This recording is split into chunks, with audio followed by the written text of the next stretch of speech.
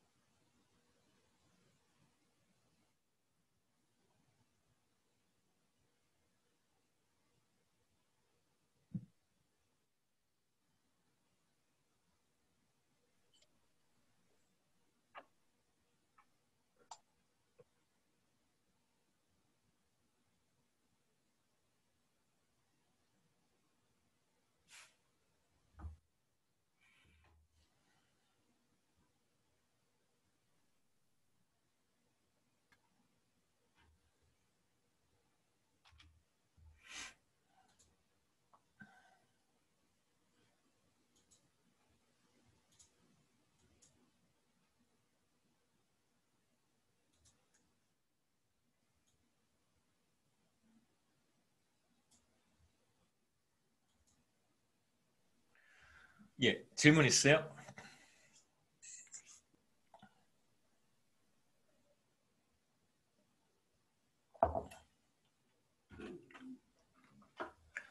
예, 우리가 지난 시간에 어드버스 셀렉션에 대한 이야기까지 했었습니다.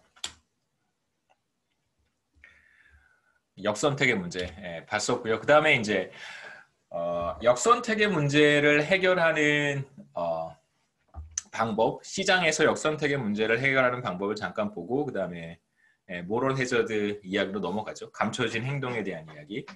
어, 몇 가지 예를 한번 생각해 볼 수 있는데 첫 번째는 여러분이 뭐 부모님과 함께 가전제품을 파는 곳에 가서 뭐 TV를 구입할 수도 있고 뭐 컴퓨터를 구입할 수도 있고 뭐 청소기를 구입할 수도 있을 텐데요.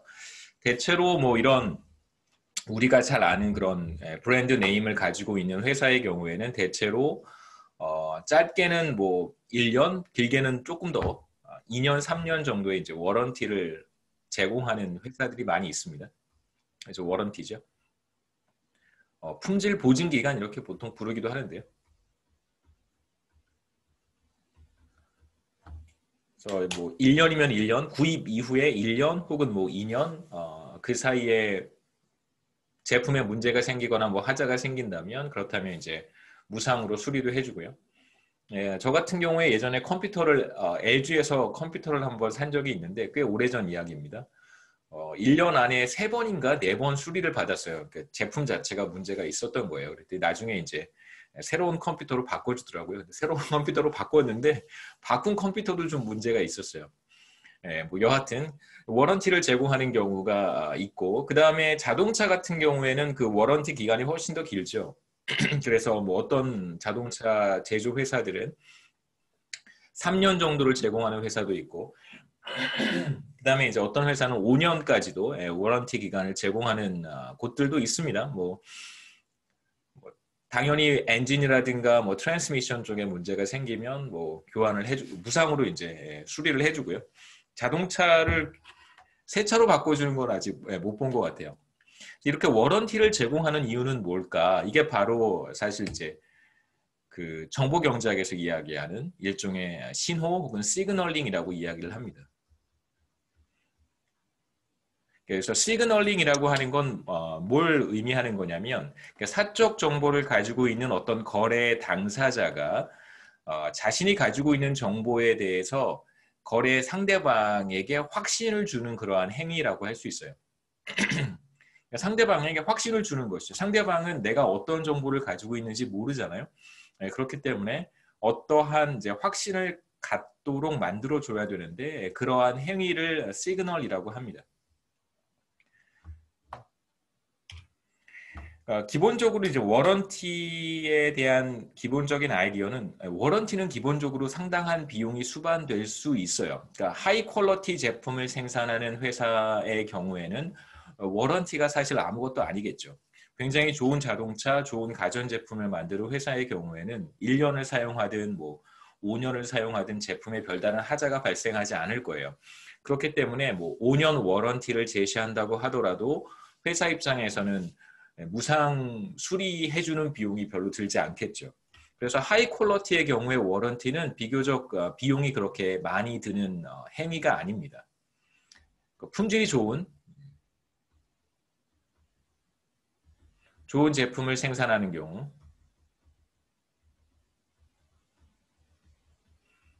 워런티라고 하는 것은 별다른 비용이 수반되지 않는 행위예요. 발생한다고 하더라도 비용이 거의 발생하지 않겠죠. 발생한다고 하더라도 그렇게 높은 비용이 발생하지 않을 거예요. 그런데 문제는 품질이 나쁜 경우에, 뭐 가전제품 같은 경우 생각해 보면 뭐 우리가 다 아는 뭐 LG라든가 삼성 이런 데서도 구입할 수 있겠지만, 아니면 어떤 뭐 전자상가 이런 데 가서 잘 들어보지 못한 그런 회사의 텔레비전을 살 수도 있고, 뭐 그런 조립되어 있는 컴퓨터를 구매할 수도 있을 거예요. 근데 그런 경우에는 워런티를 제공하는 경우도 있지만 대체로 워런티를 제공하지 않는 경우도 많습니다. 아니면 워런티가 비교적 짧거나, 뭐 다른 가전제품들은 뭐 2년, 3년 이렇게 워런티를 제시를 하는데, 그런 곳에서 구입한 제품 같은 경우에는 뭐 워런티 기간이 1년으로 짧다든가 아니면 아예 없다든가. 그러니까 왜냐하면 품질이 나쁜 경우에는 하자가 발생할 가능성도 굉장히 높고, 만약에 삼성이나 LG와 같은 유명한 브랜드의 워런티를 그대로 모방할 경우에는 상당히 많은 비용이 들 거예요. 그러니까 일단 퀄리티가 나쁘다면 고장이 날 가능성도 높고, 그럼 굉장히 많은 제품들이 고장이 날 테니까 그걸 다 무상으로 수리해 두다 보면 굉장히 많은 비용이 발생할 거예요. 그렇기 때문에 품질이 좋지 않은 제품을 생산하는 기업의 경우에는 이러한 워런티를 제공하려고 하지 않을 거예요. 그래서 워런티라고 하는 일종의 시그널은 품질이 좋은 제품을 만드는 회사가 사용할 수 있는 일종의 시그널이라고 할 수 있겠죠. 왜냐하면 흉내낼 수가 없는 거예요. 품질이, 그러니까 로우 퀄러티를 만드는 회사들은 이제 하이 퀄러티를 만드는 회사들이 사용하는 워런티 정책을 흉내내기가 어렵습니다. 그러니까 오히려 손해가 될 수 있기 때문에. 그래서 품질이 나쁜 제품, 상대적으로 품질이 떨어지는 제품을 만드는 기업의 경우에는 워런티를 제공하지 않으려고 할 거고요. 왜냐하면 뭐 굉장히 많은 비용이 발생하기 때문에 그러겠죠. 사실 이제 모방하는 것이 어렵습니다.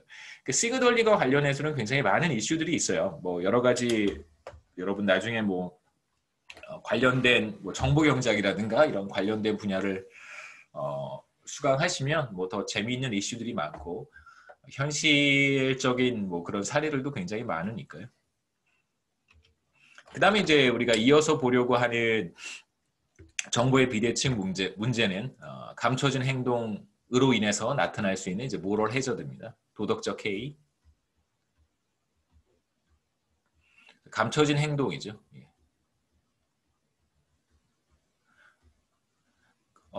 우리가 16장 시작할 때 제가 간단하게 말씀드렸었는데, 뭐 대표적인 예는 바로 보험에 가입한 운전자들, 그 다음에 보험에 가입한 뭐 홈오너들. 요즘은 이제 뭐 자기 집 화재보험 가입하고 이런 사람들도 굉장히 많은 것 같아요.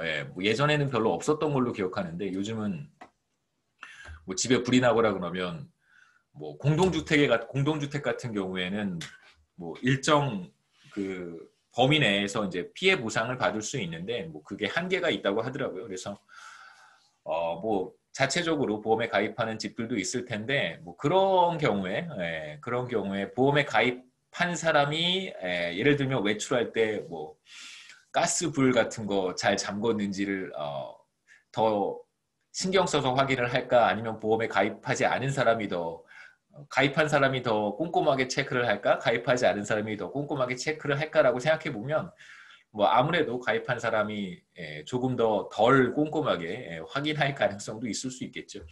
모럴 해저드라고 하는 것은 기본적으로 거래에 참여하고 있는 이제 두 당사자를 우리가 생각해 보면 한쪽 A와 B를 한번 생각해 보죠. 그러니까 A의 행동을 이제 B가 관찰하지 못하는 경우예요. B는 A의 행동을 관찰하지 못하는데 A의 행동으로 인해서 B가 손해를 볼 수도 있는 상황. 그래서 그런 경우에 A의 행동을 보통 이제 우리가 모럴 해저드라고 이야기를 합니다. 여기서 보고 싶은 모럴 해저드는 기본적으로 워크플레이스에서 직장에서 발생하는 도덕적 해이의 문제를 좀 보도록 하죠. 직장.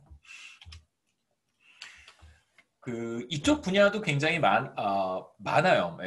도덕적 해이에 대한 이야기, 특히 이제 워크플레이스에서의 도덕적 해이 문제를 해결하기 위해서 어떤 방법을 우리가 생각해 볼 수 있을까, 이런 얘기들이 좀 있습니다. 제가 강의 노트를 만들 때는 몰랐는데 만들고 나서 다시 보니까 이게 바뀌었더라고요. employees가 이거고요. 여기가 employer예요. 자, 그러니까 직장 내에서 직원들이 얼마나 열심히 일을 하는지 사실 알 수가 없어요.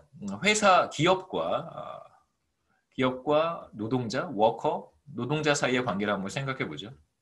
그래서 기업이 employer고요. 그 다음에 이제 노동자가 employee라고 한번 해보죠.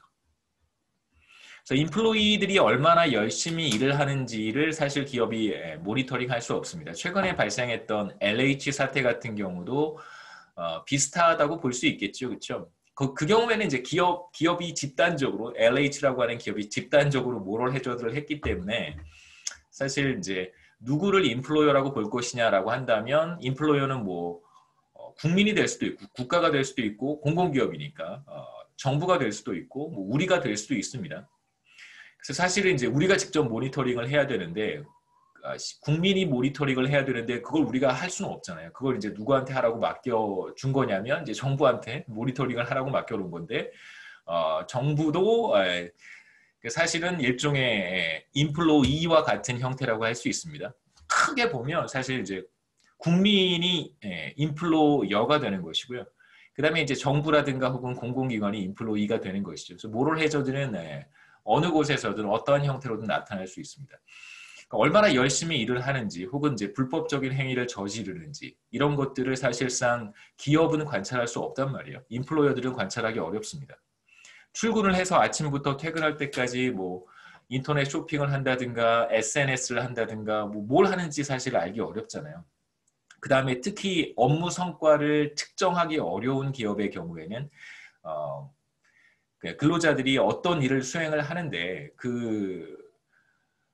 얼마나 노력과 어떤 아웃풋, 성과, 퍼포먼스라고 얘기를 하는데 퍼포먼스의 관계가 그렇게 명확하지 않거나 혹은 이제 뭐 조금 열심히 하지 않더라도 그렇게 티가 나지 않거나 뭐 이런 직장들이 더러 있습니다. 이제 그런 경우에는 사실 이제 모럴 해저드 문제가 이슈가 될 수 있겠죠. 이 경우에 어떻게 하냐면 기업들이 사적 정보를 가지고 있는 인플로이들, 그러니까 열심히 일을 하는지 하지 않는지, effort이라고 우리가 보통 부르는데요. 노력 하는지를 사실 직접적으로 관찰할 수 없기 때문에 일종의 어떤 특수한 형태의 고용계약, 임금계약 이런 이제 컨트랙트를 잘 고안을 합니다. 임금계약이라고 생각하는 게 더 좋을 것 같아요. 그러니까 성과와 연동되어 있는 인센티브라고 할 수 있는데 어느 정도의 성과를 내면 그것에 비례해서 더 높은 임금을 지급하는 형태의 어떤 컨트랙트, 임금 계약을 회사가 기업이 잘 디자인을 해서 노동자들로 하여금 더 많은 노력을 끌어내도록 동기 유발을 할 수 있겠죠. 그렇다면 이제 모럴 해저드의 문제를 어느 정도 완화할 수 있습니다.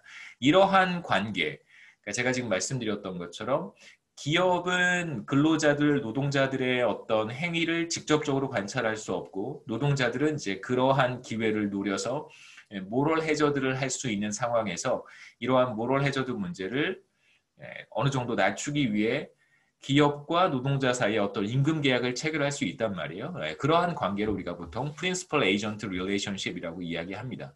주인 대리인 혹은 뭐 Principal Agent Problem이라고 부르기도 하고요.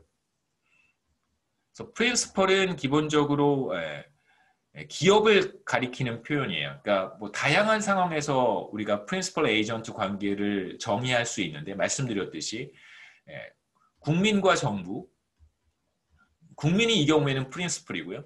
그다음에 일종의 계약 관계란 말이에요. 정부가 성실하게 어떠한 공익을 위한 직무를 수행하도록 일종의 계약을 체결한 거잖아요. 뭐 대통령이라든가 혹은 국회의원 같은 경우에는 선거라고 하는 계약을 통해서 그런 경제학자들은 그렇게 해석을 합니다. 이것도 하나의 이제 여기가 주인이 될 것이고 이쪽이 에이전트가 되겠죠. 대리인. 그 다음에 지금 우리가 보고 있는 것처럼 정부와 뭐 감사를 할 수 있는 혹은 이제 국회 이런 이제 감사가 가능한 그런 기관과 이제 공공 LH 같은 그렇죠? 공기업들, 공공기관 또 하나의 주인과 대리인 관계라고 할 수 있고요. 그 다음에 이제 뭐 우리가 일반적으로 얘기할 수 있는 것들은 어떤 우리가 소송에 휘말려서 변호사의 도움이 필요할 수도 있습니다. 그러면 이제 제가 주인이고요. 저의 어떤 소송 업무를 대신 맡아서 해줄 수 있는 사람, 변호사 혹은 로펌 이런 사람들이 이제 저의 에이전트가 되는 것이죠. 변호사들.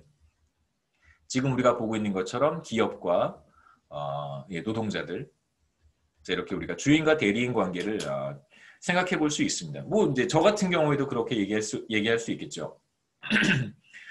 학교가 주인이고 프린시플이고 제가 이제 에이전트가 될 수 있고요.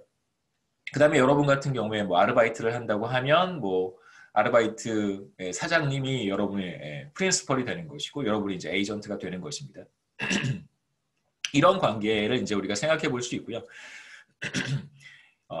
주인 대리인 관계에서 이제 우리가 좀 주목해서 봐야 되는 것은 주인이라고 하는 에이전트, 주인이라고 하는 경제 주체는 프린시플이죠. 프린시플은 기본적으로 에이전트로 하여금 일정 수준의 노력, 그 다음에 그로 인한 성과를 도출해내기 위해서 급여 체계 혹은 임금 계약을 잘 고안해낼 수 있어요. 그렇게 되면 잘 고안하게 되면 디자인을 잘 하면 그러면 이제 에이전트는 대리인이겠죠. 에이전트는 일정 수준까지 프린시플이 원하는 일정 수준까지 노력을 투입하고 그만큼의 성과를 도출해낼 거예요.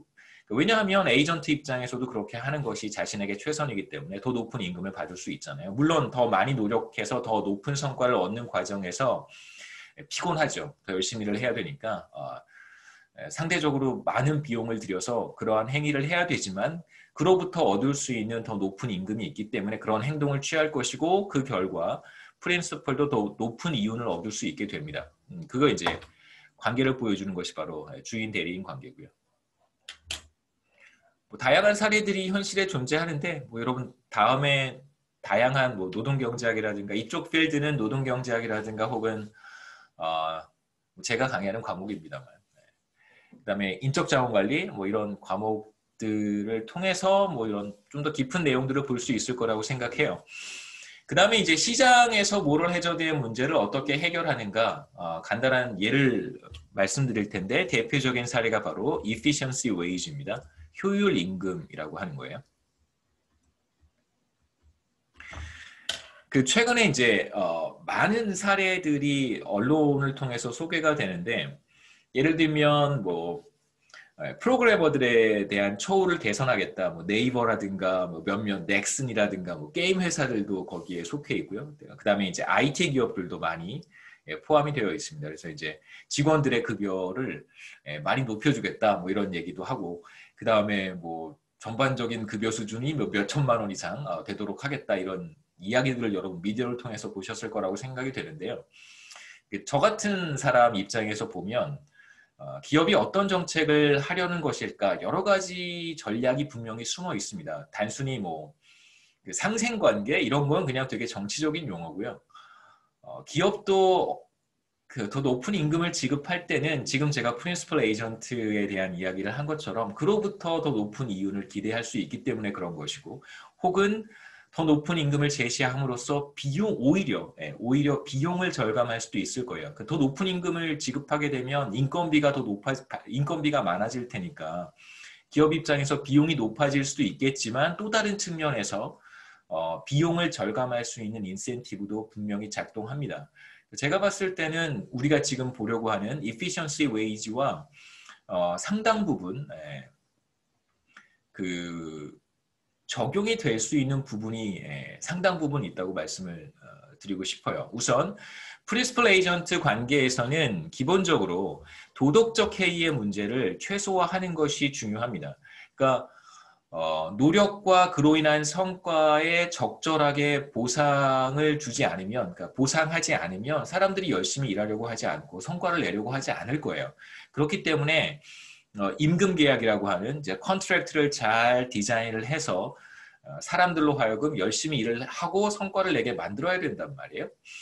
그게 이제 여러 가지 방식으로 나타날 수 있는데 그 하나가 바로 효율 임금입니다. 효율 임금은 대체적으로 어떤 노동자들이 시장에서 받을 수 있는 급여 수준보다 더 높은 임금을 제시하는 거예요. 뭐 여기에는 그냥 억셉트할 수 있는 가장 낮은 수준의 페이보다 높은 임금 수준이라고 정의를 하긴 했는데 뭐 상관없습니다.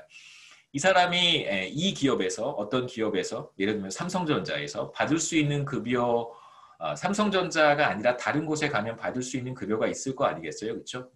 시장 임금보다 더 높은 임금을 만약에 삼성전자에서 받고 있다면 그걸 이제 우리가 그러한 임금을 효율 임금이라고 부를 수 있다는 거예요. 물론 삼성전자에서 더 많이 받는 급여가 반드시 효율 임금이라는 뜻은 아닙니다. 효율 임금이라고 하는 것은 이러한 성질을 반드시 가지고 있어야 돼요. 직원들로 하여금 동기부여를 갖도록 만들어주면서 동시에 생산성을 높일 수 있어야 됩니다. 동기부여와 생산성이죠. 그렇죠?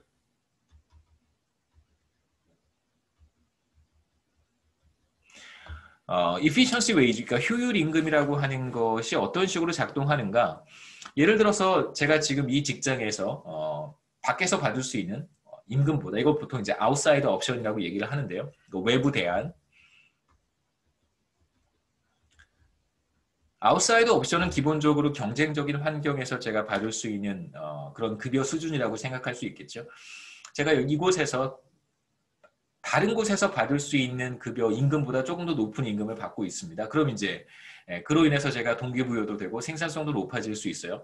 그렇다면 이제 그러한 임금을 우리가 효율 임금이라고 부르는데, 효율 임금이 어떤 식으로 작동하냐면 제가 만일 이 직장에서 열심히 일하지 않거나 성과를 내지 않거나 혹은 이제 모럴 해저드를 하게 되면 기업이 저를 해고할 수 있잖아요. 그러면 이제 저는 더 높은 임금을 받을 수 있는 기회가 사라지게 돼요. 그렇다면 그러한 기회를 잃어버리지 않기 위해서 열심히 일하려고 하는 동기가 생길 수 있겠죠. 그렇기 때문에 efficiency wage는 생산성을 끌어올릴 수도 있는 것이고 동기부여도 제공할 수 있는 것입니다. 이 직장에서 제가 잘리면 더 낮은 임금을 받게 될 테니까 그 기회를 잃어버리지 않기 위해서 사람들이 열심히 일을 할 것이고요. 두 번째는 턴오버 관점에서 보는 것인데요. 이직률입니다. 이직. 그러니까 뭐 넥슨이든 네이버든 뭐 삼성전자든 더 높은 임금을 받을 수 있단 말이에요. 그러면 직원들이 기본적으로 회사를 잘 옮기려고 하지 않을 거예요. 이직률이 기본적으로 떨어집니다. 여기에서 많은 사례를 제가 보여드리진 않을 텐데 다른 조금 더 어드밴스드 코스에 가시면 3학년, 4학년 과목에서 이런 뭐 내용들을 보시면 뭐 사례들을 많이 저는 이제 사례들을 많이 이제 말씀드리니까 이직률 같은 게 이제 많이 떨어져요.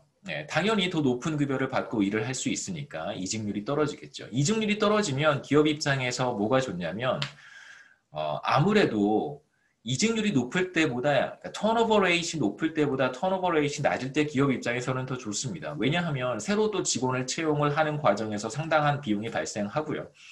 그 다음에 어떤 직원이 1년, 2년, 3년 이렇게 일을 하다 보면 어떤 조직에 대한 문화도 이해하고 그 다음에 뭐 일도 뭐 숙련되게 잘 할 수 있고 경험도 쌓이고 그렇기 때문에 기업 입장에서는 어느 정도 테뉴어를 가지고 있는, 그러니까 근속 기간이 어느 정도 되는 직원들의 경우 상당한 그 스킬을 보유하고 있다고 생각하기 때문에 기업 입장에서는 그러한 사람들이 일종의 그 자산이라고 생각할 수도 있습니다.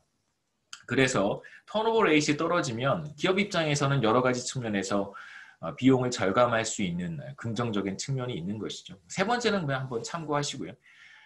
Efficiency Wage는 이러한 방식으로 기업에게 도움이 될 수도 있습니다.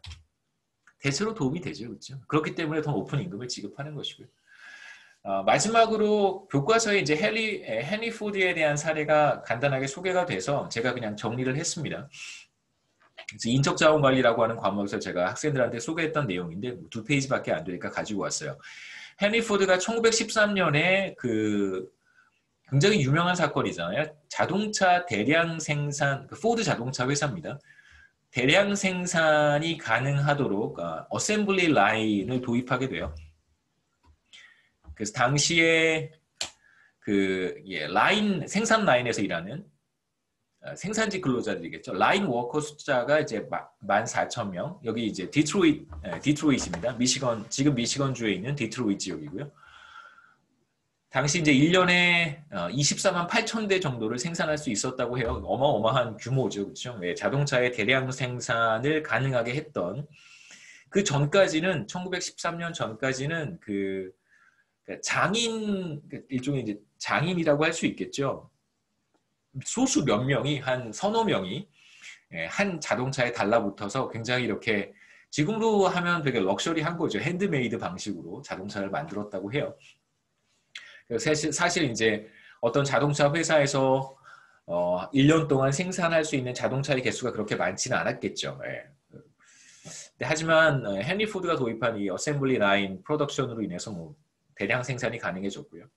당시 이제 어떤 문제가 있었냐면 이게 턴오버 레이트가 굉장히 높았어요. 370%나 됐다고 합니다. 이게 대충 얼마만큼이냐면 그 1년 뒤에 이 회사를 다시 찾아가 보면 1년 전에 봤던 직원이 한 사람도 남아있지 않는 경우라고 생각하시면 돼요. 싹 다 직원이 바뀌는 그런 경우라고 생각해 볼 수 있습니다. 물론 이제 라인 워커가 자기 포지션에서 루틴한 작업을 하긴 하겠지만 그래도 그 루틴한 작업을 반복적으로 수행하면서 상당한 스킬을 익힐 수 있기 때문에 굉장히 높은 턴오버 레이트는 기업 입장에서는 코스트라고 할 수 있습니다. 두 번째는 앱센티즘인데 이 앱센티즘은 그 결근율이에요. 결근율. 10명 중에 1명이 안 오는 거죠. 14,000명 직원이 있는데 어느 하루에 이렇게 가서 보면 1,400명이 안 왔다고 보면 되는 거예요. 그러니까 생산 라인에서 일을 해야 되는데 어떤 라인에 사람들이 이렇게 빠져버리면 급하게 다른 라인에 있는 사람들을 데려다가 이쪽 라인에 투입해야 되는 문제가 생긴단 말이에요. 그러면 자기 라인의 잡은 잘하지만 다른 포지션에 가서 다른 잡을 하려고 하면 이제 문제가 생길 수 있잖아요. 그래서 이 생산 라인의 경우에는 결근율은 제품의 그 품질과도 밀접한 관련이 있습니다. 그래서 앱센티즘도 떨어뜨릴 수 있으면 좋고 턴오버 레이트도 낮출 수 있으면 좋겠죠. 그래서 1914년 1월에 포드가 대대적으로 광고를 합니다. 당시 이제 하루의 급여가 회사 하루 급여가 라인 워커 경우에는 이제 한 $2 50센트 정도였는데 일당이요. 당시 이제 2배, 100% 인상해서 $5를 지급하겠다라고 이제 광고를 대대적으로 했다고 해요. 그래서 몰려든 사람들의 숫자가 이만큼입니다. 당시 이제 사진을 보시면 하루에 $5를 지급한다고 하니까 디트로이트에 있는 그 자동차와 관련된 분야에서 일을 하는 사람들은 다 모조리 왔다고 볼 수 있겠죠. $5면은 라인 워커 임금의 2배니까 생각해 보세요. 지금 현대자동차 생산 라인 직원들이 굉장히 높은 급여를 받는 걸로 알고 있는데 그거에 2배를 준다고 하니까 그런 회사가 나타나면 당연히 다 줄 서서 가지 않겠어요? 그래서 결국은 이제 $5 day라고 하는 팔러시를 도입하게 됐고 이후에 이제 어떠한 변화들이 나타났는지 뭐 연구 결과들이 좀 있습니다. 그 연구 결과들을 찾아보면 앱센티즘은 10%에서 2.5%로 크게 하락했고요. 결근율이 떨어진 거예요. 그러니까 왜냐하면 만약에 이 포드 자동차 회사에서 일을 내가 뭐 못해서 잘리거나 아니면 이 고용 기회가 박탈되면 다시 $2 50센트를 받아야 되잖아요. 급여가 크게 줄어들 테니까 더 높은 급여를 받기 위해서는 당연히 결근율도 떨어질 것이고, 그 다음에 이제 턴오버 레이트도 굉장히 많이 하락해요. 특히 퀴트 레이트 같은 경우에 이제 이건 퇴사율이죠, 그렇죠? 퇴사율 같은 경우에 400%에서 22%로 크게 떨어지고 1913년과 1914년 사이에 그러니까 팔러시가 도입된 이후에 이제 퇴사율도 크게 하락했고요. 그 다음에 이제 이 생산성이 얼마만큼 늘어났는가는 조금 디베이트가 있긴 있지만 40%에서 70% 정도 상승한 걸로 나타납니다. 실제로 이제 포드랑 인터뷰를 했어요. 그 포드 회사의 이제 창립자인 헨리 포드하고 이제 인터뷰한 부분들이 조금 나오는데 그 기록들을 이렇게 보면 헨리 포드가 그런 식의 뉘앙스로 얘기를 합니다. 나한테 손해가 되는 일을 내가 왜 했겠느냐. 그러니까 $5 데이라고 하는 이제 웨이지 팔러시를 도입한 이후에 뭐 긍정적인 변화가 있었느냐. 그러니까 더 높은 인건비를 지급해야 되는데 그만큼 수익이 발생했느냐라는 질문에 대해서 뭐 즉답은 안 한 걸로 기억하고요. 뭐 그렇다 아니다 이런 대답을 한 건 아니고 나는 손해보는 짓은 하지 않는다 뭐 이런 식의 뉘앙스를 갖는 대답을 했다고 합니다. 그렇다고 한다면 이 지금 우리가 보고 있는 $5 데이라고 하는 팔러스는 일종의 efficiency wage라고 할 수 있겠죠. 우리가 앞서 봤던 efficiency wage가 어떤 식으로 작동하는가 지금 더 높은 임금을 받을 수 있는 기회를 잃어버리지 않기 위해서 더 열심히 일하려고 하는 인센티브, 앱센티즘을 통해서 나타날 수 있고 그 다음에 뭐 당연히 턴오버 레이트 떨어지는 것, 퀴트 레이트이 크게 하락한 걸 통해서 실제로 헨리 포드가 의도했던 $5 데이라고 하는 웨이지 팔러시가 효율 임금의 형태로 잘 작동하지 않았나 이렇게 우리가 유추해 볼 수 있습니다. 여기까지가 16장 이코노믹스 오브 인포메이션에 대한 이야기고요. 여기까지가 이제 사실 경제학 원론에서 우리가 흔히 미시 파트와 거시 파트로 이제 두 개로 구분을 하는데 미시 파트의 내용이고요. 나머지 3개 챕터죠. 2개 챕터 17장, 18장은 이제 스킵하고 우리가 19장으로 넘어가겠습니다. 혹시 여기까지 질문 있어요? 19장에서 보려고 하는 건 Wealth of Nations입니다. 기본적으로 뭐 GDP가 뭐고 그 다음에 또 뭐죠? 뭐 GDP와 관련된 이슈들, 그 다음에 명목 변수, 실질 변수 이런 것들이 뭔지 좀 보도록 하겠습니다. 목차를 먼저 한번 보시죠. 여기서 우리가 하려고 하는 건 먼저 거시경제학, 지금 이제 우리가 19장부터 학기 말까지 보려고 하는 경제학의 영역이 바로 거시경제학입니다. 매크로 이코노믹스. 거시경제학과 관련된 여러 가지 질문들, 퀘스천들을 이렇게 쭉 보면서 거시경제학이 어떠한 그 주제들을 연구하는 분야인지를 여러분들이 가늠하실 수 있을 거라고 생각하고요. 이어서 내셔널 인컴 어카운트에 대한 이야기를 할 거예요. 그 다음에 이제 GDP에 대한 소개를 내셔널 인컴 어카운트에서 제가 간단하게 하고 그 다음에 GDP가 측정하지 못하는 것들 여러분 다 잘 알고 계실 거라고 생각합니다. 그 다음에 이제 실질 변수와 명목 변수에 대한 이야기를 보도록 하죠. 여기에서는 이제 몇 가지 질문들 그 다음에 국민소득 계정이라고 이야기합니다. 내셔널 인컴 어카운트는 국민소득 계정이에요. 그래서 국민소득 계정, 생산, 지출, 소득 이런 것들이 같아진다라는 얘기를 하겠습니다. 그 다음에 이제 여기에서 제가 GDP를 소개를 하고요. 국내 총생산. 그 다음에 국내 총생산이라고 하는 지표, Gross Domestic Product인데요. GDP에 포함이 되지 않는 것들은 무엇이 있는지, 뭐 GDP가 뭔지를 알아야 포함이 되지 않는 것들이 무엇인지도 알 수 있겠죠. 그 다음에 이제 마지막에 실질 변수들이라는 것, 실질 변수라고 하는 것과 명목 변수라고 하는 것이 있습니다. 거시경제를 측정하는 지표들이 여러 가지가 있고 그 지표들을 우리가 뭐 분류하는 방식에 따라서 이렇게도 분류해 볼 수 있고 뭐 저렇게도 분류해 볼 수 있어요. 여기에서는 이제 거시경제 지표들을 명목 변수와 너미널이 명목 변수고요. 명목 변수들과 그 다음에 실질 변수들, 실물 경제 뭐 이런 표현 들어보셨을 거예요. 실물 경제라고 하는 표현의 그 실물이라는 뜻이 바로 리얼입니다. 리얼. 실질 변수에 대한 이야기와 명목 변수에 대한 이야기, nominal, real 변수에 대한 이야기를 이제 마지막에 잠깐 하고 19장을 마치도록 하겠습니다. 질문 있어요?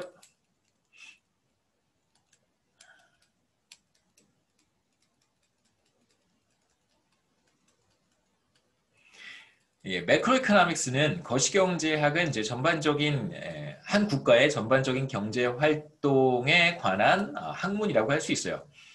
전반적인 경제 활동. 예를 들면 경제 성장률,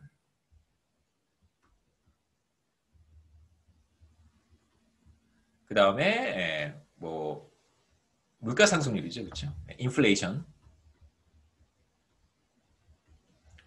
인플레이션은 물가가 지속적으로 상승하는 그러한 상태를 가리키는 단어예요. 그냥 그 단어를 그냥 우리가 물가 상승률이라고 사용을 합니다. 인플레이션. 그래서 이제 물가 상승률이라고 표현하기도 하고, 혹은 뭐 인플레이션율이라고 표현하기도 합니다. 같은 뜻이에요. 인플레이션율이라고 하는 단어와 물가 상승률은 같은 단어입니다. 그냥 뭐 혼용해서 사용을 해요. 그냥 그래서 인플레이션이라고만 말을 해도 괜찮아요. 뭐 이런 것들 우리가 살펴보는 거죠. 그 다음에 뭐 고용, 실업률 이런 것들, 그 다음에 뭐 전반적인 뭐 금리 상태, 뭐 수출과 수입 이런 것들 전반적으로 보는 분야가 바로 거시경제학입니다. 그렇기 때문에 미시경제학의 여러 가지 방법론을 우리가 사용하지만 조금 독특한 접근 방식이 필요해요. 왜냐하면 한 국가를 구성하고 있는 기업도 무수히 많고 가게도 무수히 많고 사람들도 굉장히 많고요. 그 다음에 이제 정부라고 하는 어떤 독특한 형태의 경제 주체도 존재합니다. 이런 어떤 다양한 경제 주체들의 활동을 우리가 뭉뚱그려서 하나로 집계를 해서 aggregate라고 하는 건 이제 집계라고 표현을 하는데요. 그러니까 썸하는 거예요. 다 합쳐야 되니까 집계하는 것입니다. 집계해서 우리가 봐야 되기 때문에 조금 더 조금 유니크한 분석 방식이 필요하겠죠. 그래서 거시경제학에서는 기본적으로 과거에 어떠한 일들이 있었는지 일반적으로는 굉장히 죄송합니다. 책상이 무너져서. 예.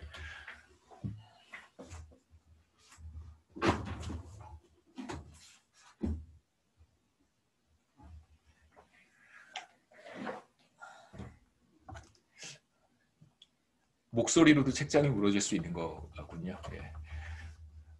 네, 주로 이제 거시경제학에서는 과거의 여러 가지 거시경제 현상들, 보통은 뭐랄까요, 레귤러한 현상들, 그러니까 반복적으로 나타나는 어떤 패턴들에 관심이 있습니다. 그런 이제 패턴들을 잘 설명할 수 있는 어떤 그런 뭐 분석의 틀이라고 할까요?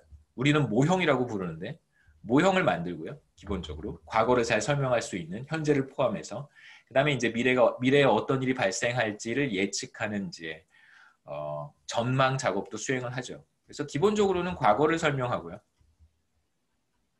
그 다음에 이제 미래를 예측하는데 이러한 모형을 사용을 합니다.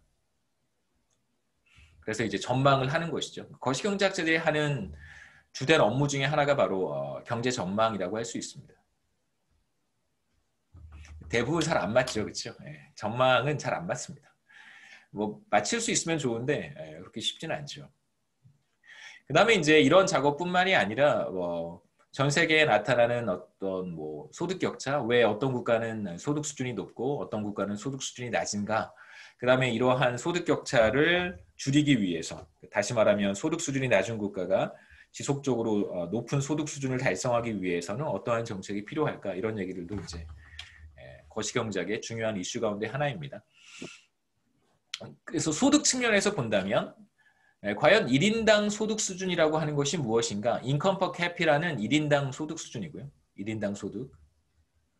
뭐 아직 GDP에 대한 얘기를 제가 하지 않았기 때문에 뭐 1인당 소득이나 1인당 GDP랑 뭐 사실은 엄밀히 따지면 다른 개념이긴 한데 보통 우리는 그냥 같이 우리가 굳이 막 통계청에서 하는 한국은행에서 하는 그 엄밀한 구분까지 나눠서 하지는 않거든요. 별 차이가 없기 때문에.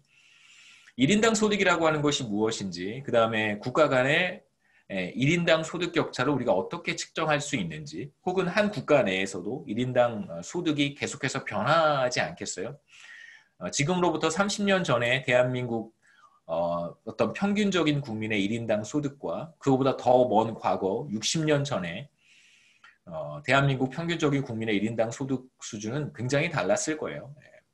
이러한 차이를 우리가 어떻게 측정할 수 있는지, 그 다음에 이제 국가 간의 소득 격차가 얼마나 크게 나타나는지 우리 똑같이 측정해 볼 수 있을 것이고요.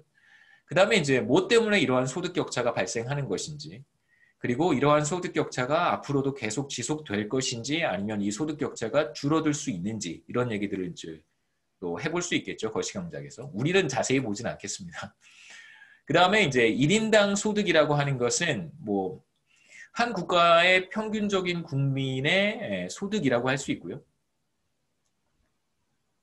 혹은 저는 사실 이런 개념을 더 좋아해요. 그러니까 1인당 평균 소득이라고 보통 정의를 하는데, 저는 사실 어떤 개념을 더 좋아하냐면 어떤 한 국가의 평균적인 국민의 소득이라고 하는, 사실은 정확히 표현하면 약간 다른 개념이긴 하잖아요. 1인당 소득은 어떻게 계산하냐면 한 국가의 총 소득을 인구로 나누어서 계산을 합니다. 이게 바로 1인당 평균 소득이 되겠죠. 인컴 퍼 캐피타예요.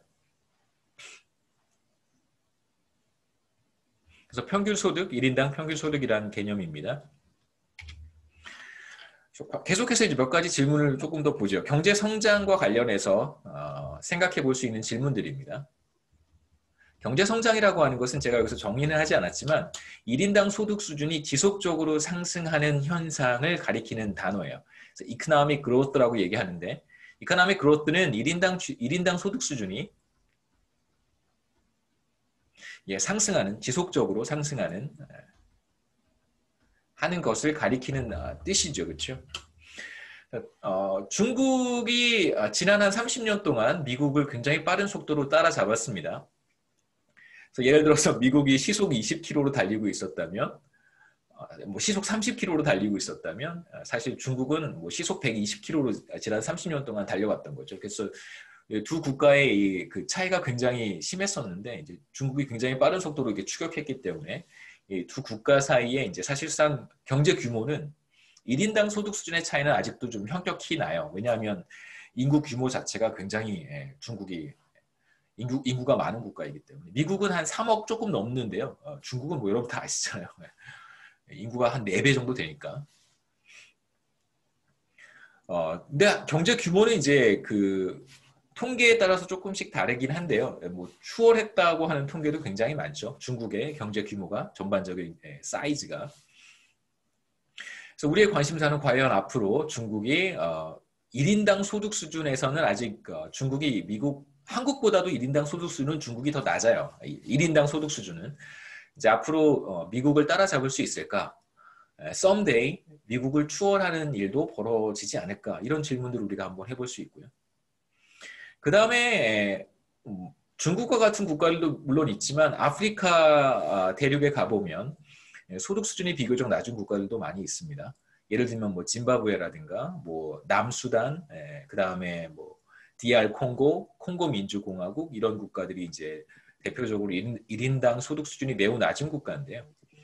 그러니까 이러한 국가들의 소득 수준이 지금보다 더 높아지기 위해서 어떠한 그 정책을 우리가 수행할 수 있을까? 그러니까 물론 이제 어느 한 시점에서 일시적으로 소득 수준이 높아지는 그러한 정책들은 사실 별 의미가 없고요. 경제 성장 관점에서 봐야 되겠죠, 그렇죠? 1인당 소득 수준이 지속적으로 상승하도록 하기 위해서, 그걸 우리가 이렇게도 표현합니다. Long run economic prosperity예요. 장기적인 경제 성장이죠, 그렇죠? 뭐 경제 번영 이렇게 번역하실 필요 없어요. 다 경제 성장이에요. 이제 오히려 되게 이렇게 미사여구를 사용하게 되면 그 의미가 더 그 흐릿해질 수 있기 때문에 사실은 조금 더 명확한 표현을 쓰는 것이 좋습니다. 여기서 이제 교과서에 이런 표현을 쓴 건 그냥 이렇게 주의를 환기시키기 위해서, 어차피 다 비슷한 의미를 갖기 때문에 쓴 거고요. 그래서 장기적인 경제 성장을 위해서 도움이 되는 정책도 있고 그렇지 못한 정책들도 분명히 있을 거예요. 그래서 거시경제학자들은 대체적으로 어떤 컨센서스를 가지고 있습니다. 경제 성장에 도움이 되는 정책들과 그렇지 못한 정책들. 뭐 대표적으로 피해야 되는 것이 바로 커럽션 같은 부패와 같은 문제죠. 부패는 이제 장기 경제 성장에 있어서 굉장히 좋지 못한 좋지 못합니다. 제도가 나빠질 수도 있고요. 등등등 뭐 구체적인 얘기는 제가 여기서 하지 않겠습니다만 지금까지 얘기가 사실 어떤 장기적인 관점에서 30년, 50년 뭐 혹은 100년 장기적인 관점에서의 경제 성장이라고 한다면 거시경제학자들은 그러한 문제뿐만이 아니라 시시각각으로 변하는 경제 상황에 대해서도 관심을 갖고 연구를 합니다. 그건 이제 우리가 경기 변동이라고 얘기를 하는데요. 단기 경기 변동입니다. 그러니까 fluctuations는 그냥 경기 변동이라고 여러분 생각하시면 돼요. 다른 그러니까 fluctuation과 혼용해서 많이 쓰는 단어는 비즈니스 사이클이에요. 비즈니스 사이클스라고 하면 이것도 경기 변동입니다.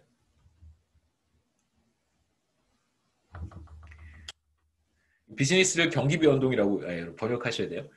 비즈니스 사이클 혹은 플럭추에이션에 관심이 있어요. 예를 들면 지난해와 올해 사이에 국민 소득 1인당 GDP는 얼마나 바뀌었는지, 그 다음에 이제 뭐 인플레이션이라든가 물가 상승률은 뭐 지난달과 이번 달 비교했을 때 얼마나 변했는지, 사실 이게 시시각각으로. 그래서 단기라고 하면 보통 미시경제학에서 단기와 장기는 고정 투입 요소가 존재하는 기간과 존재하지 않는 기간으로 우리가 구분을 했었잖아요.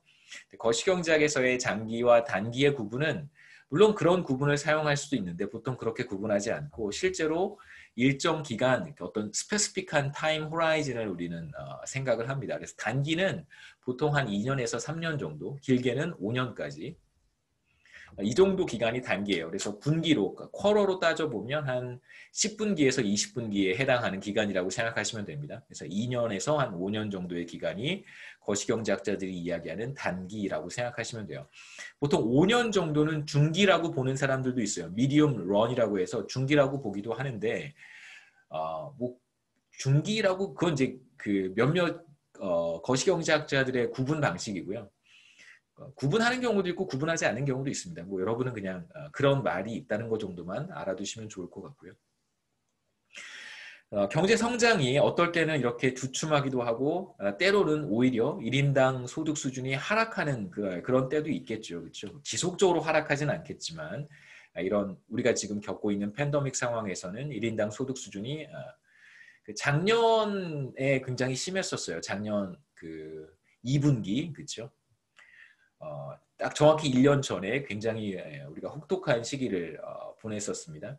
당시 GDP가 많이 전반적인 소득 수준이 하락했어요. 그러니까 평균적인 국민의 소득 수준이 하락했는데 어느 정도 하락했냐면 제가 이렇게 데이터를 봤더니 2년 전으로 돌아갔더라고요.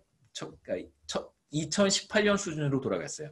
2018, 2019 계속해서 1인당 소득 수준이 이렇게 늘어났거든요.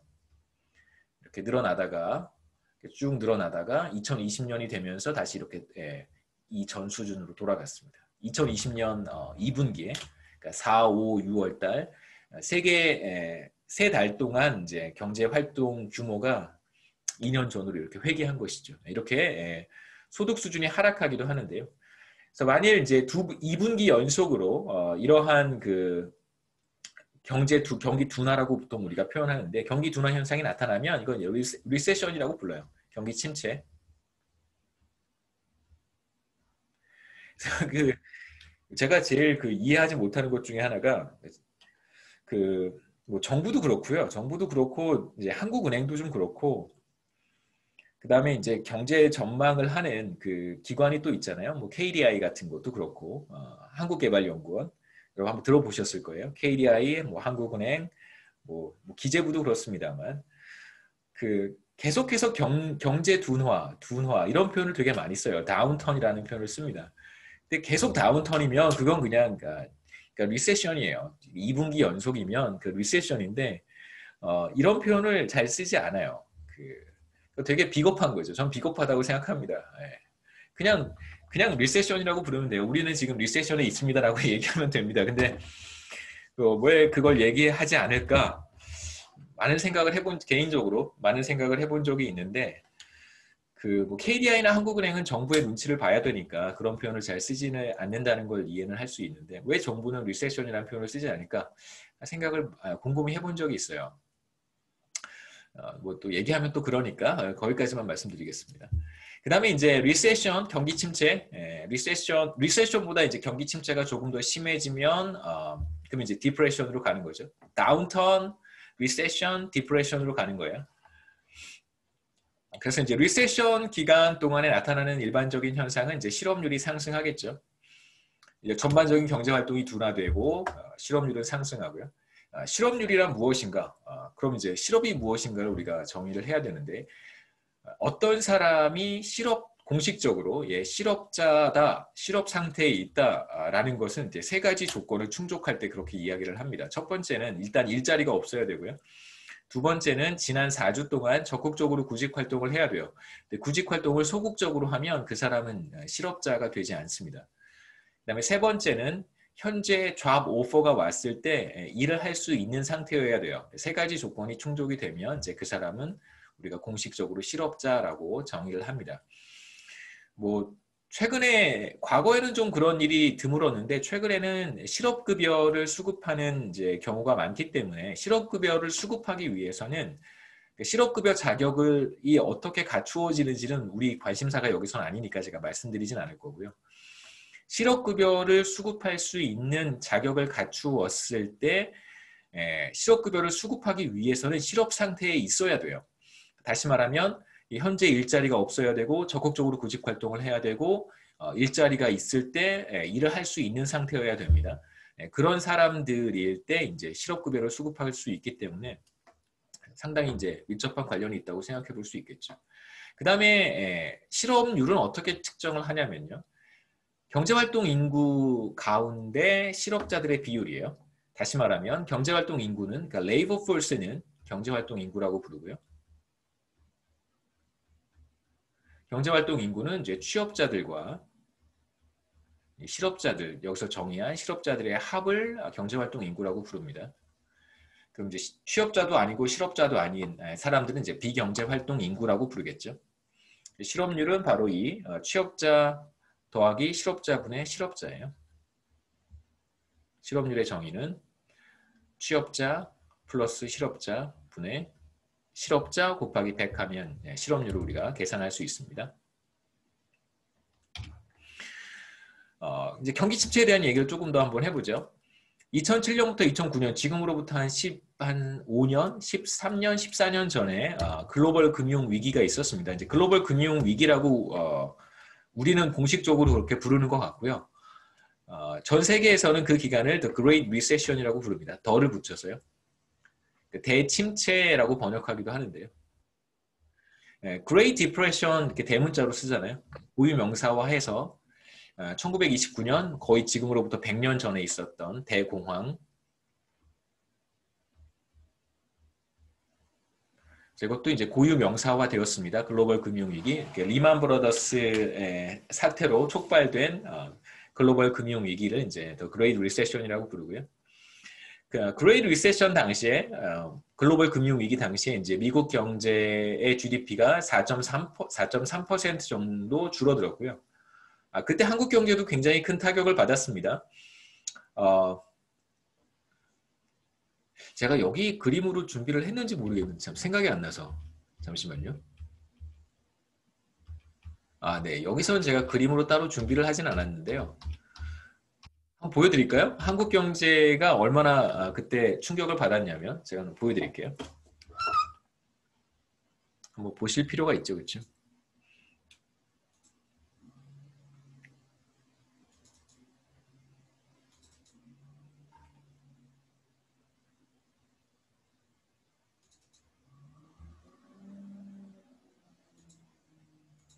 찾고 있습니다.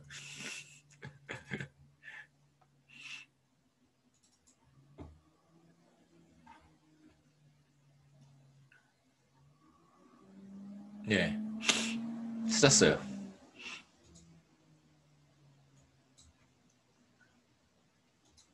예, 보이시죠?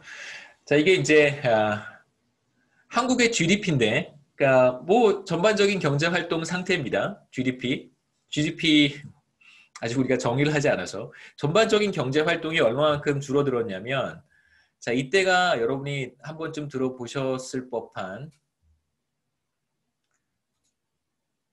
이때가 IMF 경제 위기고요.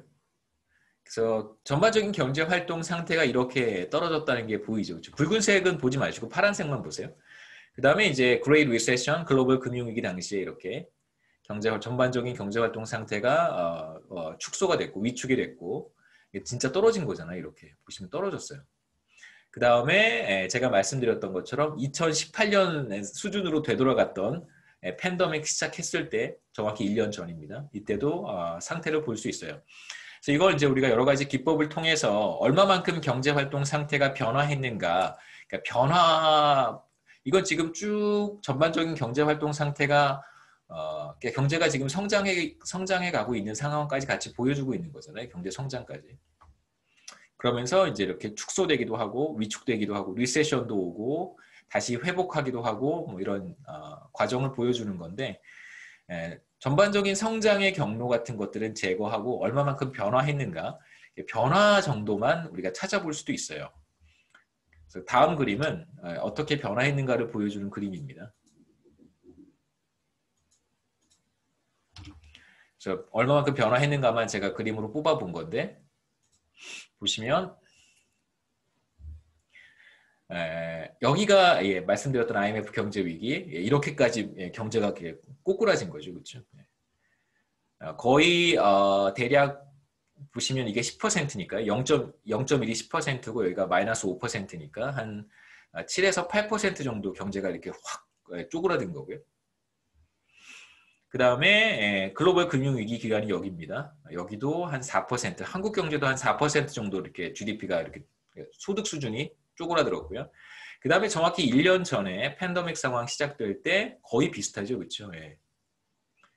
그때랑 지금이랑 상황이 거의 비슷합니다. 예. 그 정도로 많이 경제 규모가 경제 활동이 위축이 됐어요. 참고하시기 바랍니다.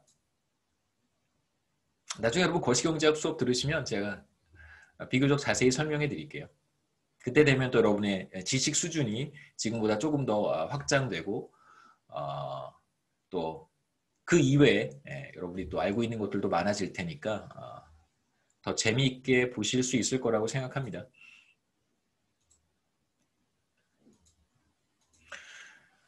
예, 4.3% 미국 경제의 전반적인 그 경제 규모가 축소가 됐고 실업률은 5%에서 10%까지 상승했습니다. 실업률은 팬데믹 상황에서는 더 뭐 따로 보여드리진 않겠지만 어마어마하게 상승했었어요. 그래서 이러한 경제 위기가 왜 발생했을까? 당시 이제 어떤 상황이 동시에 나타났냐면 다 아실 거예요. 금융시장 완전히 붕괴가 됐고요. 주식시장 붕괴됐고 주택시장 붕괴됐고 주택시장이 붕괴가 되면서 동시에 뭐 우리로 표현하면 주택담보대출이라고 하죠, 그렇죠? 금융기관으로부터 주택을 구입할 때 일정 비율의 돈을 빌려서 주택을 구입하는 것이고요. 그 다음에 이제 뭐 이자를 상환해서 원금 플러스 이자를 상환하는 그런 제도라고 할 수 있는데 미국의 몰기지 같은 경우에는 집값의 심하게는 90%까지도 신용이 좋은 사람한테는 예를 들어서 뭐 10억짜리 집을 산다. 10억짜리 집을 산다고 하면 9억까지도 빌릴 수 있어요. 굉장히 좋죠. 부담은 굉장히 크겠지만 9억까지도 빌릴 수 있습니다. 그럼 이제 자기 돈 1억만 있으면 10억짜리 집을 살 수 있는 거예요. 이제 그런 식의 그 주택 구입이 굉장히 빠른 속도로 늘어났었습니다. 당시 글로벌 금융위기가 시작되기 직전까지. 그래서 하우징 버블에 대한 이슈도 2000년대 초반이죠. 2005년, 6년 계속해서 이제 이슈가 제기가 됐었는데 그러면서 신용이 좋지 못한 사람들한테까지 굉장히 그러니까 신용이 좋은 사람들한테 판매하던 몰기지를 주택담보대출 시행을 했다는 뜻입니다. 우리로 표현하면 신용이 좋지 못한 사람들에게까지 몰기지를 판매하기 시작했던 거예요. 자, 그런데 사람들의 경제 위기가 오고 금융 위기가 오면서 어떤 현상이 나타나기 시작했냐면 사람들이 직장을 잃기 시작하죠. 기본적으로 실직을 하기 시작합니다. 그러면 어떤 문제가 생기기 시작하냐면 몰기지를 상환하지 못하는 거예요. 그 주택담보대출 같은 것을 매달 최소한 이자는 상환해야 되는데 이자 상환이라든가 이자 플러스 원금을 상환하지 못하는 상황이 발생을 하는 거예요. 정확히 IMF 경제 위기 때 저희 집이 그랬어요. 그때 주택담보대출 같은 걸 받고 있었는데 IMF 경제 위기가 닥치면서 당시에 그냥 금리를 일정하게 유지했었으면 저희도 버텼을 텐데 그때 그 정부가 고금리 정책, IMF의 그 권고를 따라서 고금리 정책을 시행을 했었습니다. 그래서 금융기관의 그 대출 금리를 어마어마하게 높여버린 거예요. 20%까지 높였어요. 저희가 그 담보대출 상환 부담을 극복을 하지 못하고 집 한 채 있던 걸 그때 팔았습니다. 나중에 다시 직장만 하는데 한참 걸렸어요. 한 10년 걸렸던 것 같아요. 어머니, 저희 이제 아버지는 일찍 돌아가셔서 어머니가 그때 이제 어쩔 수 없이 저희 눈물을 머금고 집을 좀 웃으면서 얘기하지만 그때 정말 심각했습니다. 그러니까 비슷한 상황이 이제 나타난 건데요. 여기 이제 뭐 고금리 정책을 시행한 건 아니니까 여하튼 사람들의 소득이 감소하면서 몰기지를 페이할 수 있는 여력이 되지 못하고 동시에 이제 동시다발적으로 주택을 막 판매하기 시작하니까 집값이 하락하기 시작하는 거예요. 근데 10억짜리 주택에 9억을 지금 금융기관이 몰기지를 판매를 한 거란 말이에요. 9억을 대출을 해준 거예요. 일종의. 그런데 이제 집값이 5억으로 떨어졌어요. 실제로 이랬어요. 거의 주택 가격이 60% 수준으로 하락을 했습니다. 6억까지 떨어진 거예요. 자, 그러면 결국은 이 몰기지를 구입한 그러니까 주택담보대출을 받은 가게가 자신의 집을 처분할 수밖에 없는데 그러니까 은행에 넘기고 가버리는 거죠. 그치? 은행에 그 집을 넘겨주고 가버리는 거예요. 그럼 은행은 그 집을 받아서 주택시장에서 그 집을 판매를 해야 되는데 주택가격이 크게 하락했기 때문에 자신이 빌려준 9억을 돌려받지 못하는 거죠. 주택을 팔아봐야 6억밖에 받지 못하니까 3억만큼의 채권, 부실 채권이 되는 거예요. 손실이 발생하는 것입니다. 금융기관. 그러니까 몰기지를 판매한 금융기관들의 손실이 점점 커지는 것이죠. 뭐 문제는 여기 비단 이것뿐만 있었던 건 아니고요. 말씀드리면 너무너무 많아서 경제 위기는 한번 오면 뭐 거의 끔찍하죠. 그렇죠? 모든 영역에 영향을 미칠 수밖에 없기 때문에 그래서 금융기관들의 부실 채권들이 계속 누적이 되고 은행들이 문을 닫고 금융기관들이 이제 파산하는 그런 뱅크 페일리어 현상이 나타납니다. 뭐 이렇게 위기가 전파가 됐고요. 그래서 이러한 경제 위기를 최소화하기 위해서 중앙은행 혹은 뭐 정책 당국은 어떠한 역할을 수행할 수 있을까? 이게 이제 중요한 관심사 중에 하나라고 할 수 있겠죠. 거시경제학자들.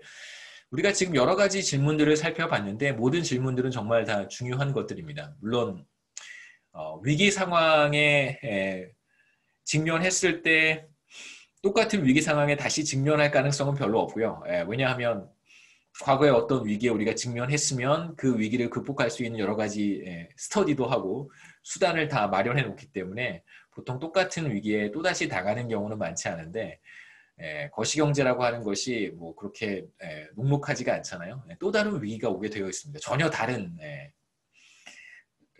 정말 전혀 다른 그런 그 위기를 또다시 직면할 또 다른 형태의 위기를 직면할 수 있기 때문에 그렇게 쉽진 않죠. 여기에선 우리가 봤던 모든 질문들에 대한 답을 찾지는 못하겠지만 여하튼 이런 문제들에 대한 적절한 답을 우리가 제시하기 위해서는 미시경제학에서 했던 우리가 살펴봤던 여러 가지 그 뭐 시장 구조든 아니면 뭐 효용 극대화, 이윤 극대화 이런 여러 가지 이슈들을 우리가 다 볼 수 있겠습니다만 그래도 좀 유니크하게 거시경제학이라는 이슈를 분석하는데 적합한 어떤 도구들이 필요할 거예요. 그걸 우리가 거시경제 모형이라고 이야기를 합니다.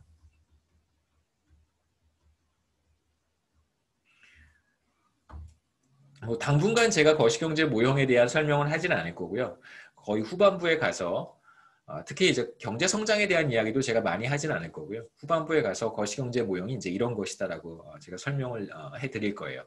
우선 거시경제학에 대한 이해를 우리가 좀 높이기 위해서는 일단 거시경제를 측정할 수 있는 지표가 필요해요. 그러니까 어떻게 우리가 거시경제, 전반적인 경제 활동을 측정할 것인가가 이제 우리의 첫 번째 작업이 될 거예요. 첫 번째 태스크는 전반적인 경제 활동을 측정하는 것입니다.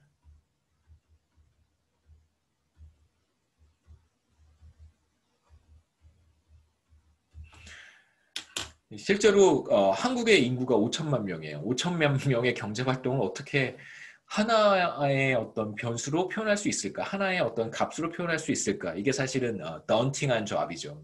무시무시한 일이기도 합니다. 미국 같은 경우에 인구가 3억이 넘는단 말이에요. 전반적인 경제 활동을 우리가 어떻게 표현할 수 있을까? 어떻게 측정할 수 있을까? 그러한 그 문제를 극복하기 위해서 고안된 대표적인 방법이 바로 내셔널 인컴 어카운트예요. 국민소득 계정입니다. 그러니까 사실 그러니까 대공황, 그 그레이트 디프레션에 대한 이야기를 제가 했었는데요. 대공황 당시에 이런 국민소득 계정이라고 하는 개념이 존재하지 않았기 때문에 당시의 전반적인 경제 상황이 얼마나 나빴는지 정확히 측정하지 못했었어요. 그래서 그 되게 유명한 그 경제학자인데 쿠즈네츠라고 하는 경제학자가 이 내셔널 인컴 어카운트라고 하는 방법론을 개발을 한 거예요. 대공황을 겪고 나서 전반적인 경제 상황을 우리가 측정할 수 있는 지표가 필요하다는 것에 대한 강한 그 필요성을 인식을 했고요. 그래서 개발된 방법론이라고 할 수 있습니다. 내셔널 인컴 어카운트는 전반적인 경제 활동, 한 국가의 전반적인 경제 활동을 측정하는 하나의 방법론이에요. 측정하는 하나의 기법이라고 할 수 있습니다. 근데 사실 뭐 또 다른 기법이 존재하는 건 아니기 때문에 대부분의 국가들이 제가 봤을 땐 전 세계 모든 국가라고 해도 틀리지 않을 거예요. 이 국민소득 계정 방법을 이용을 해서 전반적인 경제 활동을 측정을 합니다. 거의 유니크한 방법이라고 할 수 있어요. 이거보다 더 좋은 방법이 있는지는 저도 모르겠습니다. 측정하는 방법입니다. 그래서 내셔널 인컴 어카운트에 대한 이야기를 이제 뭐 제가 간단하게 소개를 할 텐데요. 여기에서 보고 싶은 것은 생산과 지출과 소득이 같다는 거예요. 이게 무슨 말인지는 제가 나중에 다시 한번 정리하면서 말씀드리겠습니다. 생산은 지출과 같고요. 지출은 다시 소득과 같아집니다. 그래서 이 세 가지가 같은 거예요. 마치 뭐 기독교에서 그 뭐죠? 그 디바인 트리니티 아시죠? 트리니티 삼위일체, 삼위일체와 같은 개념, 경제학의 삼위일체입니다. 디바인 트리니티죠. 생산과 지출이 같고 다시 지출은 소득과 같아진다라고 하는 게 내셔널 인컴 어카운트고요. 이러한 개념을 가지고 만들어진 기법이라고 생각하시면 돼요. 가상적인 국가를 하나 생각해 보겠습니다. 포디카라고 하는 국가고요. 제가 만든 이그젬플이 아니고 교과서에 있는 이그젬플입니다. 포디카라고 하는 국가는 뭐 기본적으로 굉장히 작은 국가인데 하나의 기업만 존재합니다. 포드 모터 컴퍼니.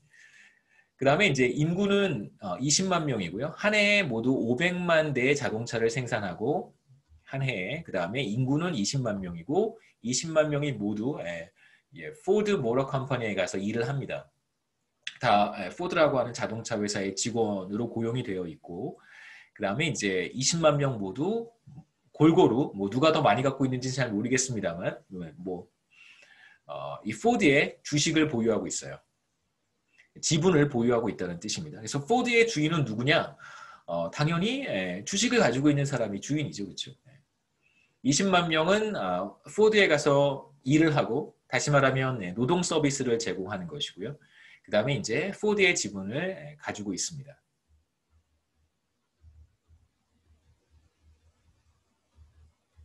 다시 말하면 포드의 오너라고 할 수 있겠죠.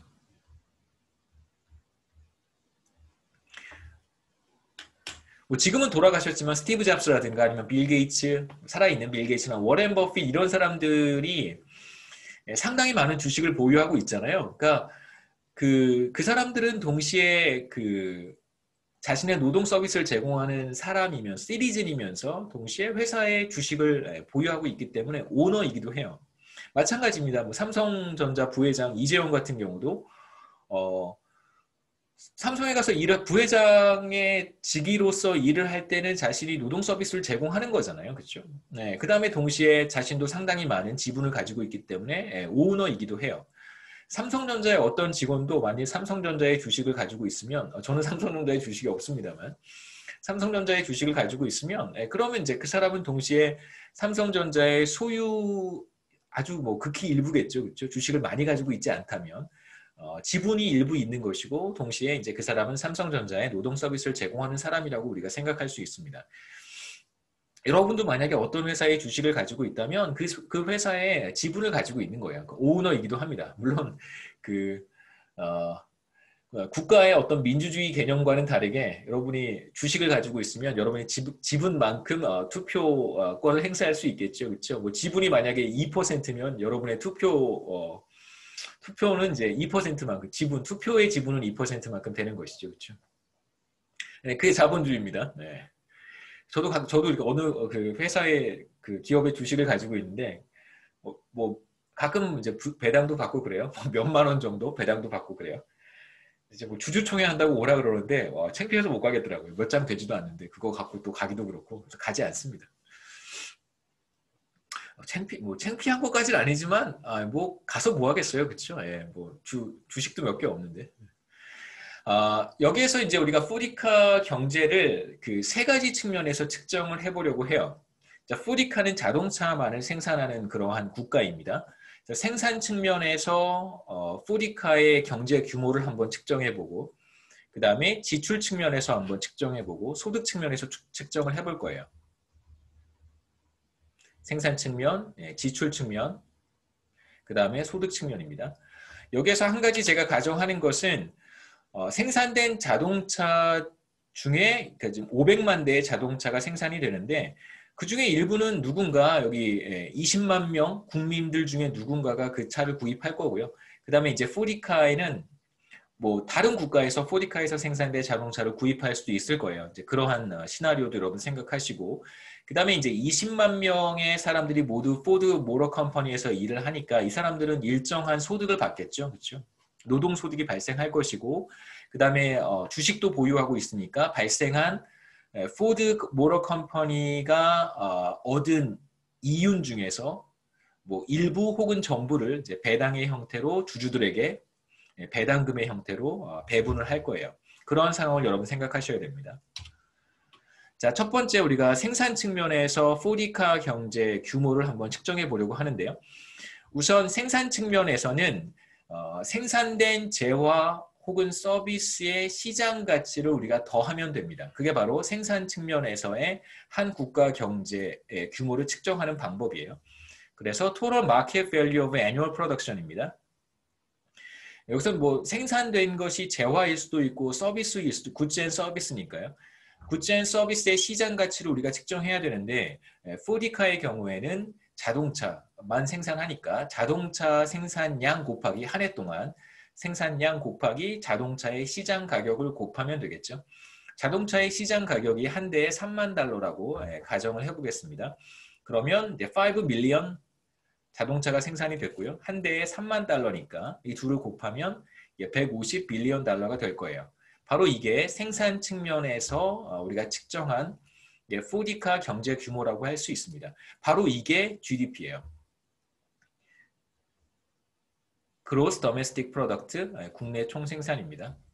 되게 간단하죠. 그렇죠? 한 국가에서 생산된 재화와 서비스의 시장 가치를 다 총합한 거예요. 그게 바로 GDP입니다. 엄밀하게 정의하면 GDP라고 하는 것은 일정 기간 동안 한 국가 내에서 생산된 재화와 서비스의 시장 가치다. 최종 재화와 서비스의 시장 가치다. 이렇게 얘기합니다. 그래서 일정 기간 동안 한 국가 내에서 생산된 최종 재화와 서비스의 시장 가치를 이제 우리가 GDP라고 정의를 해요. 제가 적지 않아도 괜찮겠죠? 네.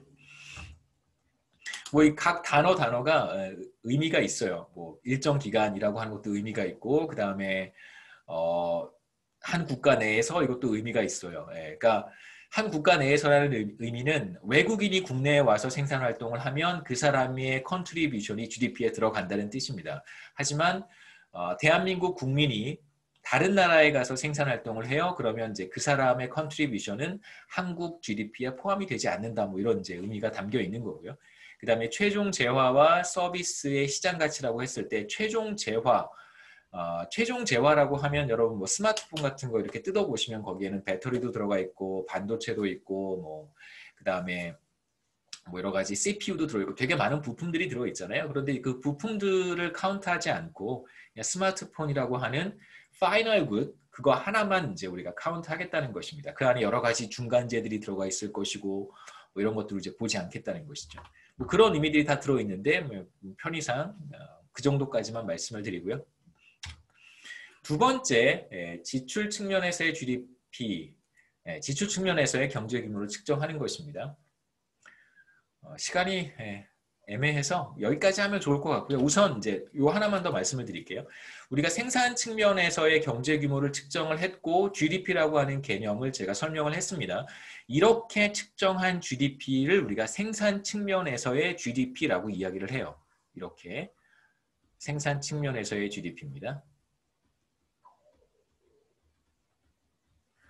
여기까지 하고 다음 시간에 이어서 이제 19장을 가급적 좀 빨리 해서요 마치고요. 또 다음 챕터로 넘어가도록 하겠습니다. 질문 있으세요?